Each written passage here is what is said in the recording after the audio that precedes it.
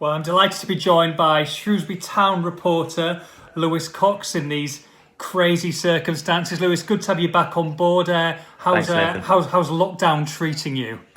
Yeah, no better than anyone else, I think, mate. Just tired, fed up, wanting to go outside for more than we're allowed to, just fresh air, instead of just being cooped up, feeling like you can't do anything, going a bit stir crazy. I think we said before we went on record there, football sort of seems a bit redundant, doesn't it, really, given what's going on? But hey-ho, these are the times. We'll have to roll with it. Yeah, hopefully only for a few more weeks. But like you say, when everything gets back, it'll be good to get back to watch some football. As for the Shrewsbury players themselves, obviously there's very limited amounts of work they can do. What do you understand they're doing, at this present time to try and keep themselves fit? Yeah, obviously technology these days helps, and players, they're never sent away and just told to get on with it in terms of designing things themselves. They're always given programs and packages to follow. There'll be basic stuff, but then there'll be some personalised stuff, for those who have a knock or a niggle or those who are fully fit and told to do a certain amount of running per day, things like that, get out and about, just keep yourself sort of loose and active rather than, sitting on your sofa for hours and hours a day. And there are players who have been injured, but, they've worked themselves back to fitness and they're all, they've all been out. We've seen, thanks to social media as well, them all getting out there, doing, 5K runs, the fitness coach challenged them to do on social media, which was quite interesting to see them do that. So, you would expect professional athletes, footballers to stay in shape, in good nick, just because they can't go into the training ground, which we understand they're not at the moment, doesn't mean they can't stay in touch. They can't get told what to do. They can't give feedback and how they're feeling physically as well. And, during this, however long it will take without matches and proper training, they will lose match fitness, match sharpness, and there will be an element of a pre-season feel about it when we go back, I suspect. Doesn't mean they can't sustain that base fitness, that's so important to players. So is Sam Ricketts the man who's in contact with them, or does he kind of hand things over to the medical department in this situation and let them lead things, and he just check in and check out with them as and when? Yeah, no, he will be in contact, of course. Not, it's not constant. It's not, players won't have a big group chat with the manager. I doubt, but I certainly think you're right in terms of the fitness staff. Andy Johnson, the fitness guy, and the physio team as well. Strength and conditioning. They'll be in regular contact with players, I suspect.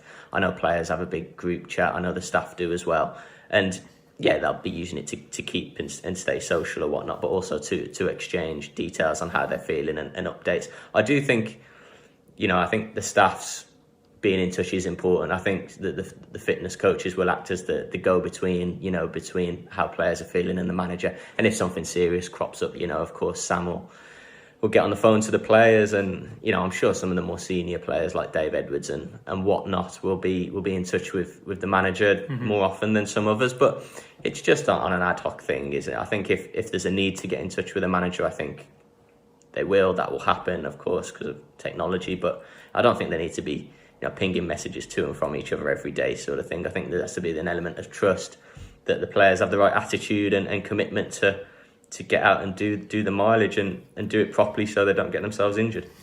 Yeah, and of course it's important to stay in physical shape, but the mental aspect is just as important, isn't it? To try and get themselves, in a headspace where they don't know whether they could be playing in 4 weeks, in 8 weeks, or not until the start of next season. You have to be ready to go, and that must be a difficult thing to try and get your head around. Yeah, it's difficult at the moment because I think we all feel like it's a long way away, and it probably is, but that doesn't mean, it's time to be lazy or just think, football's 6-8 weeks plus away. I don't have to be active. You have to keep going almost as if it is next week or the week after. It's not going to be, but that's the level you need to maintain. Really, they can't sink to levels of you and I, or the general public of not having a sort of professional athlete fitness level. They need to be at some good level for themselves, so when they do go back, training doesn't sort of hit them like a train and they can't hack the games whenever they come around.